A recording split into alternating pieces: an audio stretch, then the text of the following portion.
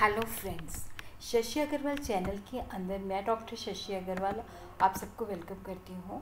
और आज का जो हमारा सब्जेक्ट है that is the introductory macro economics, और जिसके अंदर हमारा जो चैप्टर चल रहा है that is the methods of measuring the national income, और जिसके अंदर हमारा जो फोकस रहेगा that will be on the income method.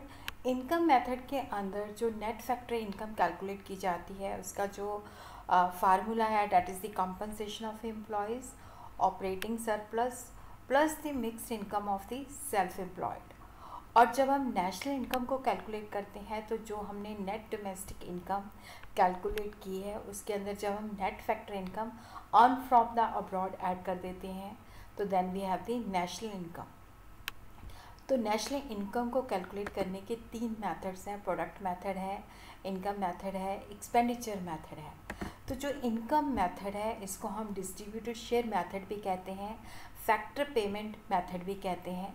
और यहाँ पे हम देखते हैं कि जो फैक्टर जो है हायर किए जाते हैं प्रोड्यूसर के द्वारा हाउस होल्ड सेक्टर से, जैसे हमने लेबर को रखा है, लैंड को लिया है, कैपिटल को लिया है, तो लैंड को जो है रेंट मिलता है, लेबर को जो है वेजेस मिलती है, और जो कैपिटल ली जाती है उसके ऊपर इंटरेस्ट दिया जाता है, और जो एंटरप्रेन्योर होता है उसको प्रॉफिट दिया जाता है।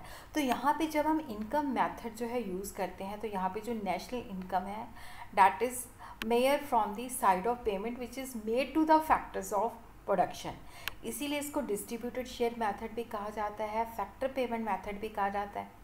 यहाँ पे जो नेशनल इनकम है that is estimated in terms of the factor payments, कि जो हमने फैक्टर्स को उनका मेहनताना दिया है, जैसे कंपनसेशन ऑफ एम्प्लॉयज़ है, लैंड है तो उसको रेंट दिया है, जो कैपिटल है उसको तो ब्याज दिया है, जो उद्यमी है जिसने इन सारी चीज़ों को मैनेज किया है उसको प्रॉफिट मिलता है। तो compensation of employ, rent, interest and profit to the owners of factors of production. जैसे हमें पता है कि लेबर है फैक्टर्स ऑफ प्रोडक्शन, लैंड है, कैपिटल है, एंटरप्रेन्योर है। तो हम देखते हैं कि अकाउंटिंग ईयर के अंदर कितनी कंपनसेशन पे की जाती है, कितना रेंट, कितना इंटरेस्ट, कितना प्रॉफिट किया जाता है। और ये जो है प्रोड्यूसर के लिए खर्चा है और जो फैक्टर्स हैं उनके लिए इनकम है। तो यहाँ पे हम इनकम मेथड लगा रहे हैं तो सम total of the factor income generated with the domestic territory of a country. तो यहाँ पे डोमेस्टिक टेरिटरी के अंदर क्या है कि अकाउंटिंग पीरियड के अंदर जो टोटल फैक्टर इनकम है जब हम उनको ऐड कर देते हैं, चाहे वो रेजिडेंट है चाहे वो नॉन रेजिडेंट है, डोमेस्टिक टेरिटरी के अंदर जो इनकम जनरेट होती है whether he is a resident whether he is a non resident, तो यहाँ पे हम टोटल जब करते हैं तो then we have the domestic income. When factor income earn from the abroad जो है that is added to the domestic income, then we get the national income. अब देखो जो फैक्टर इनकम है refer to the income which is earn by a person as a reward for giving his factor services. जो factor को income प्राप्त होती है जो अपनी वो सर्विसेज जो है प्रोड्यूसिंग फॉर्म को देता है, उसके बदले में जो मेहनताना मिलता है that is called factor income. जैसे लेबर है तो उसको वेजेस मिलती है, लैंड है तो उसको रेंट मिलता है, पैसा उधार दिया हुआ है, कैपिटल दिया हुआ है तो उस पर ब्याज मिलता है, और उद्यमी जो रिस्क लेता है उसको प्रॉफिट मिलता है। देखो यहाँ पे when we talk about the factor earn, तो जो फैक्टर ने अपनी सर्विसेज के बदले में इनकम रिसीव की है जो कि अर्न इनकम है। जो यूनिलेटरल पेमेंट्स होती हैं, जैसे किसी को स्कॉलरशिप मिल गया तो वहाँ पे वो वन साइडेड होता है, that is not taken into account. It does not include any income which is not earned और or which for factor income has not been rendered, जिसके अंदर हमने, क्योंकि देखो यहाँ पे आपने फैक्टर सर्विसेज अपनी प्रोवाइड की है उसके बदले में आपको मेहनताना मिला है। जैसे हम किसी ऑर्गेनाइजेशन से रिटायर होते हैं तो वो हमें पेंशन देती है, तो that is taken into the factor income, क्योंकि हमने पहले उसको अपनी जो है सर्विसेज रेंडर की है, उसके बदले में वो हमें भुगतान कर रहा है। लेकिन जो ओल्ड एज पेंशन होती है वो जो होती है यूनिलेटरल होती है, ट्रांसफ़र पेमेंट होती है, तो उसको हम इसके अंदर नहीं लेते। देखो जो ओल्ड एज पेंशन है यूनिलेटरल पेमेंट्स होती हैं, ट्रांसफ़र पेमेंट्स होती हैं, जहाँ पे बदले के अंदर जो है वो कुछ नहीं करते, वन साइडेड होती हैं, तो उसको हम नेशनल इनकम के अंदर कंसिडर नहीं करते। बट जो रिटायरमेंट पेंशन्स होती हैं इनको हम इंक्लूड करते हैं, क्योंकि यहाँ पे क्या है कि उसने पहले रिटायरमेंट से पहले उसने सर्विसेज दी हैं, तो उसके बदले बदले में जो है उसको रिटायरमेंट पेंशन मिल रही है, तो डैट इज़ इंक्लूडेड। जो ओल्ड एज पेंशन है, स्कॉलरशिप है, जो कि बेसिकली यूनिलेटरल है, जिसके बदले में हम कोई सर्विस प्रोवाइड नहीं करते, तो that is not taken into count. तो what are the components of the income method, जैसे कंपनसेशन ऑफ एम्प्लॉयज़ है, ऑपरेटिंग सरप्लस है, मिक्स्ड इनकम है। तो यहाँ पे हम देखते हैं कि जो इनकम मेथड हम लगाते हैं, तो वहाँ पे जो net domestic product at factor cost है, which is equal to the sum total of the factor income generated within the domestic territory of a country during an accounting year. तो यहाँ पे हम देखते हैं कि sum total of the factor income generated within the domestic territory of a country that is taken into account। वहाँ पे जब हम टोटल कर लेते हैं तो then we have net domestic product at factor cost। तो यहाँ पे जो फैक्टर इनकम है उसको हम क्लासीफाई कर सकते हैं कंपनसेशन ऑफ द एम्प्लॉय, जिसके अंदर देखो जो वेजेस और सैलरी जो है एम्प्लॉयज़ को दी जाती हैं, जो उसने अपने एम्प्लॉयर के साथ जो रखा हुआ है, उसके बदले में वो जो कैश का भुगतान करता है पर मंथ, या जैसे भी मतलब वो वेज और सैलरी का कैश के अंदर भुगतान करता है, that is taken in account. और उसके साथ ही क्या है कि कोई पेमेंट जो है वो काइंड फॉर्म में करता है, जैसे कोई बेनिफिट देता है, रेंट फ्री अकोमोडेशन देता है, तो डैट इज़ ऑल्सो जो काइंड के अंदर वेजेस और सैलरीज पे की जाती हैं, that is also taken into consideration. और उसी तरह ही देखो, अगर कोई सोशल सिक्योरिटी है एम्प्लॉय कंट्रीब्यूट करता है, तो that is not taken into account. Employer का जो कंट्रीब्यूशन होता है सोशल सिक्योरिटी के अंदर, जो एम्प्लॉय जैसे पीपीएफ के अंदर, जो भी मतलब प्रोविडेंट फंड के अंदर जो एम्प्लॉयर की कंट्रीब्यूशन होती है, that is taken into account. और इसी तरह जो ओल्ड एज पेंशन होती है वो यूनिलेटरल होती है, that is not taken into account. But जो पेंशन रिटायर, जैसे मैं गवर्नमेंट यूनिवर्सिटी के अंदर हूँ, तो जब मैं रिटायर होंगी तो definitely I will get the pension, तो that pension is taken into the factor income. यहाँ पे does not require to old age pension, it only refer to the pension payment as a part of the services, only refer to the pension payment as part of the service contract between the employer and the employees।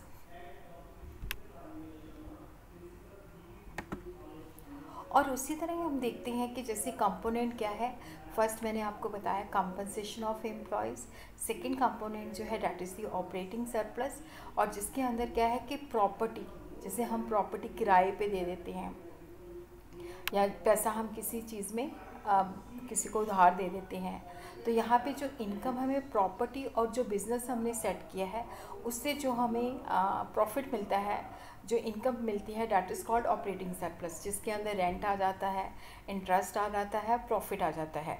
Profit के देखो 3 component है। अगर ये profit company के द्वारा earn किया जाता है, उसका एक डिविडेंड होता है, एक कॉर्पोरेट प्रॉफिट टैक्स होता है, एक अनडिस्ट्रीब्यूटेड प्रॉफिट होता है।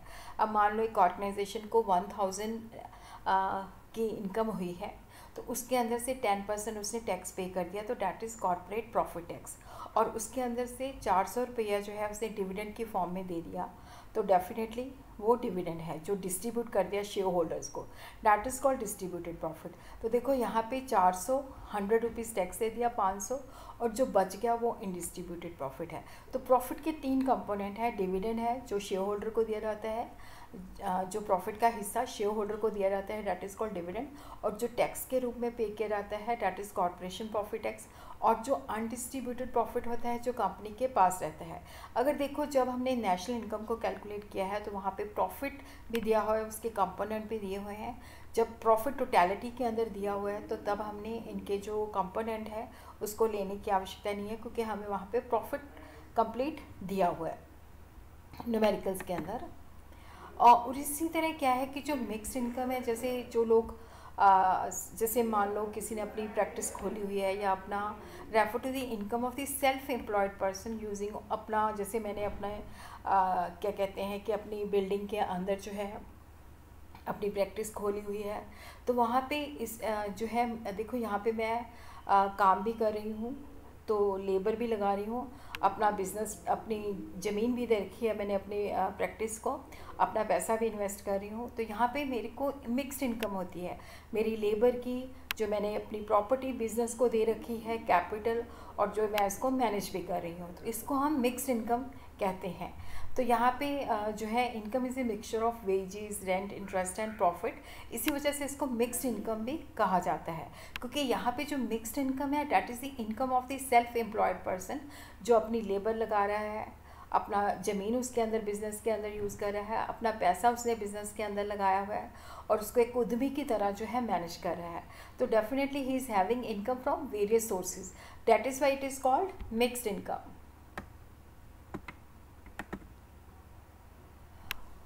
Operating surplus in subsistence and general government sector. देखो यहाँ पे जो सब्सिस्टेंस सेक्टर होता है कि जितना मुझे चाहिए मैंने उतना प्रोड्यूस कर लिया, तो वहाँ पे ऑपरेटिंग सरप्लस नहीं होता। Production is meant only for subsistence sector, subsistence होता है अपने गुजारे के लिए। तो वहाँ पे देखो जो जनरल गवर्नमेंट सेक्टर होता है वहाँ पे भी ऑपरेटिंग सरप्लस प्रॉफिट जो है नहीं होता। सब्सिस्टेंस सेक्टर के अंदर क्या होता है कि जो प्रोडक्शन होती है सिर्फ अपने गुजारे जोगी होती है, हमने मार्केट के अंदर सेल नहीं करना होता, तो वहाँ पे हमें ऑपरेटिंग सरप्लस नहीं होता, प्रॉफिट नहीं जनरेट होता। गवर्नमेंट सेक्टर के अंदर भी क्या होता है कि जो प्रोडक्शन होती है मार्केट के लिए नहीं होती, लोगों के वेलफेयर के लिए होती है। यहाँ पे जैसे लॉ एंड ऑर्डर की, डिफेंस की जो सर्विसेज होती हैं फ्री ऑफ चार्ज अवेलेबल होती हैं, तो यहाँ पे जो जनरल गवर्नमेंट सेक्टर है वहाँ पे प्रॉफिट जो होता है अवेलेबल नहीं होता। तो अब हम देखते हैं कि जब हमने न्यूमेरिकल्स करने हैं तो क्या फार्मूला लगाना है, measurement of national income using income method. तो यहाँ पे जैसे net domestic product which is NDP, FC का अर्थ है कि net domestic product at factor cost, compensation of employ, operating surplus plus mix income. जब हमने तीनों को ऐड कर दिया then we have net domestic product at factor cost. जब इसके अंदर देखो हम net factor income earn from the abroad add कर देते हैं तो हमारे पास आ जाता है net national product at factor cost. और उसी तरह देखो जो कंपनसेशन ऑफ एम्प्लॉयज़ है, ऑपरेटिंग सरप्लस है, मिक्स्ड इनकम है, net factor income from the abroad जब हम ऐड कर देते हैं then we have net national product at factor cost. और उसी तरह ऑपरेटिंग सरप्लस जो होता है that is the rent, interest and the profit. जब हम नेशनल इनकम मेथड यूज़ करते हैं तो देखो उसके अंदर हम क्या चीज़ें कंसिडर नहीं करते, ट्रांसफ़र पेमेंट्स नहीं लेते क्योंकि वो यूनिलेटरल होती हैं, कोई वैल्यू एडिशन नहीं करती। क्योंकि जैसे हमने किसी की ज़मीन किराए पे ली है तो डेफिनेटली हम उसकी ज़मीन को यूज़ कर रहे हैं, उसके बदले में हम रेंट पे कर रहे हैं। तो वहाँ पे क्या होता है कि देखो वो बोथ वे होता है कि ज़मीन दी जाती है, ज़मीन को यूज़ किया जाता है, उसके बदले में रेंट पे किया जाता है। ट्रांसफ़र पेमेंट जो होती है ये यूनिलेटरल होती है, वन साइडेड होती है, कोई वैल्यू एडिशन नहीं होता। तो ट्रांसफ़र अर्निंग जो है that is old age pension, unemployment allowance, scholarship, pocket expenses, they are not included in the national income. Income from the illegal activities like theft and gambling जो है that is also not included in national income. देखो जो theft करते हैं, gambling करते हैं, जो कि लीगल नहीं होता, जो कि इलीगल होता है, जो ब्लैक मनी है that is also not included, क्योंकि यहाँ पे हमें ऐसी इनकम को एस्टिमेट करने के पता ही नहीं होता कि कितनी इनकम है। उसी तरह commission which is paid on the sale और purchase of the second hand goods are to be included. जो सेकेंड हैंड गुड्स जो विद इन कंट्री जो होती हैं, सेल और परचेज होती हैं, वो हम नहीं लेते इसके अंदर, क्योंकि एक बार वो काउंट हो जाती हैं तो वहाँ पे ऑनरशिप ट्रांसफ़र होती है। तो जो सेकेंड हैंड गुड्स होती हैं उनकी जो सेल और परचेज होती है उसको हम नहीं लेते, लेकिन जो कमीशन होता है that is included as they are rewarded for the factor services. तो यहाँ पे क्योंकि जब सेकेंड हैंड है तो उसके अंदर ऑनरशिप ट्रांसफ़र होती है, डैट इज़ वाई, क्योंकि एक बार ले लिया है तो दोबारा से लेने की ज़रूरत नहीं होती। बट जब वो सेल और परचेज़ के ऊपर कमीशन पे किया जाता है तो that is taken into account. और उसी तरह क्या है कि देखो जैसे लॉटरीज़ है, अचानक हमें बहुत ज़्यादा प्रॉफिट्स मिल जाता है क्योंकि वो भी वैल्यू एडिशन नहीं होता। और उसी तरह जैसे शेयर्स हैं, बॉन्ड्स हैं, उसकी जो सेल और परचेज़ के ऊपर कमीशन या ब्रोकरेज पे किया जाता है तो that is included in the national income. और उसी तरह क्या है कि देखो यहाँ पे जैसे मान लो मैंने अपना बिल्डिंग जो है अपने बिजनेस के लिए यूज़ किया है, एक्चुअल में मैंने किसी को रेंट नहीं पे किया, तो यहाँ पे नोशनल रेंट उसका कैलकुलेट किया जाएगा, that will be taken into account. अगर मैंने अपने बिजनेस के लिए सेल्फ सप्लाइड फैक्टर्स किए हैं तो उसकी नोशनल कॉस्ट जो होती है फैक्टर इनकम के अंदर ली जाती है। और उसी तरह देखो जो प्रोडक्शन फॉर सेल्फ कंजम्पशन होता है that is also taken into account. और उसी तरह क्या है कि देखो जो कॉर्पोरेट टैक्स है, डिविडेंड है, अनडिस्ट्रीब्यूटेड प्रॉफिट है, they are the part of the profit that is taken into account. अगर प्रॉफिट वहाँ पे नहीं दिया हुआ, बट अगर प्रॉफिट वहाँ पे दिया हुआ है और कंपोनेंट पे दिए हुए हैं तो हम वहाँ पे प्रॉफिट को लेंगे। कंपोनेंट हम वहाँ पे लेंगे जब हमें प्रॉफिट नहीं दिया हुआ। तो इनकम टैक्स जो है that is paid out of the compensation employ that is not taken into account. Wages और सैलरी जो paid in cash and kind जो है जो सोशल सिक्योरिटी के अंदर एम्प्लॉयर कंट्रीब्यूट करता है that is taken into account. और उसी तरह क्या है कि any of the component should not be separately added. जैसे कंपनसेशन ऑफ एम्प्लॉय दिया है और साथ में वेजेस और सैलरी कैश और काइंड में भी दिया हुआ है। जब कंपनसेशन ऑफ एम्प्लॉय दिया है तो कंपनसेशन ऑफ एम्प्लॉय को हमने ले लेना है। और उसी तरह जो हम गवर्नमेंट को टैक्स पे करते हैं तो वो भी कंपल्सरी ट्रांसफ़र पेमेंट्स होती हैं, तो वो भी जो है नेशनल इनकम के अंदर नहीं ली जाती। और उसी तरह हम देखते हैं कि यहाँ पे न्यूमेरिकल्स हम सॉल्व करते हैं तो उससे हमें कंसेप्ट्स की क्लैरिटी होती है। यहाँ पे है कि calculate the gross national product at the market price. तो यहाँ पे जो ग्रॉस नेशनल होता है उसके अंदर डेप्रिसिएशन एडेड होती है, जो नेट होता है उसके अंदर से डेप्रिसिएशन माइनस होती है। तो यहाँ पे हम देखते हैं रेंट है, नेट करंट ट्रांसफ़र जो है ये हमने नहीं लेनी, social security contribution by the employer, mixed income है, ग्रॉस डोमेस्टिक कैपिटल फॉर्मेशन है, रॉयल्टी है, इंटरेस्ट है। देखो यहाँ पे कंपनसेशन ऑफ एम्प्लॉय भी दिया हुआ है। जैसे यहाँ पे ग्रॉस डोमेस्टिक कैपिटल फॉर्मेशन दिया हुआ है, नेट डोमेस्टिक दिया हुआ है, तो इनका जो डिफरेंस है वो डेप्रिसिएशन है। और उसी तरह net factor income from abroad -10 है, नेट इनडायरेक्ट टैक्सेस 150 है और प्रॉफिट जो है 200 है। तो अब यहाँ पे हम देखते हैं कि किस तरह से हमने इसको सॉल्व करना है। देखो यहाँ पे हमने कैलकुलेट जो करना है gross national product at market price. तो यहाँ पे हम देखते हैं कि जो gross national product at market price है इसका जो फार्मूला है ये आपने याद रखना है। कंपनसेशन ऑफ एम्प्लॉयज़ के देखो 3 कंपोनेंट होते हैं, compensation of employees, operating surplus plus mix income. तो यहाँ पे compensation of employees, rent, royalty, interest and profit, operating surplus, mix income. और उसी तरह डेप्रिसिएशन, क्योंकि यहाँ पे ग्रॉस कैलकुलेट करना है तो we have to add the depreciation, that is the consumption of fixed capital. How we are going to calculate? Gross domestic capital formation minus domestic capital formation. Net, क्योंकि ये market price है तो यहाँ पे हमने नेट इनडायरेक्ट टैक्सेस को add कर देना है। नेट इनडायरेक्ट टैक्सेस क्या होते हैं? Indirect taxes minus subsidy. और उसी तरह से यहाँ पे net factor income from the abroad ये माइनस में है तो इन सबको हमने ऐड कर देना है। Then we have 1690 crore. Then we have gross national product at market price. जब भी देखो यहाँ पे जब हमें फैक्टर इनकम दी होती है तो वो हमारे पास क्या होती है कि फैक्टर कॉस्ट पे होती है। जब उसके अंदर हम नेट इनडायरेक्ट टैक्सेस ऐड कर देते हैं then we have market price. एक और क्वेश्चन करते हैं तो और ज़्यादा हमें क्लैरिटी आ जाएगी। यहाँ पे देखो बहुत सारी चीज़ें कैलकुलेट करने को उन्होंने कहा है। Calculate net domestic income, gross domestic income, net national income, net national product at market price. और ये हमें फिगर्स दी हुई हैं, indirect tax, subsidies, depreciation, mixed income, operating surplus, net factor income earn from the abroad, compensation of employees. तो यहाँ पे हम step by step जो जो हमें उन्होंने बोला हुआ है उसको हम कैलकुलेट करते हैं। देखो जो नेट डोमेस्टिक इनकम है इसका फार्मूला जो है तीनों component, mixed income of self employed plus operating surplus plus compensation of employed, ये हमें तीनों दिए हुए हैं, इनको हमने ऐड कर देना है। Then we have net domestic income. और उसके बाद देखो जब ग्रॉस डोमेस्टिक इनकम कैलकुलेट करनी है तो डेप्रिसिएशन दी हुई है वो डेप्रिसिएशन इसमें ऐड कर दो। तो जब हमारे पास देखो क्या है कि नेट नेशनल इनकम निकालना है तो net domestic income plus net factor earn from the abroad को ऐड कर दो। और उसी तरह अगर हमने मार्केट प्राइस में निकालना है तो इनडायरेक्ट टैक्सेस को ऐड कर दो, सब्सिडीज़ को माइनस कर दो। तो इस तरह से आपने नेशनल इनकम के जो सम्स हैं उसको निकाल लेना है।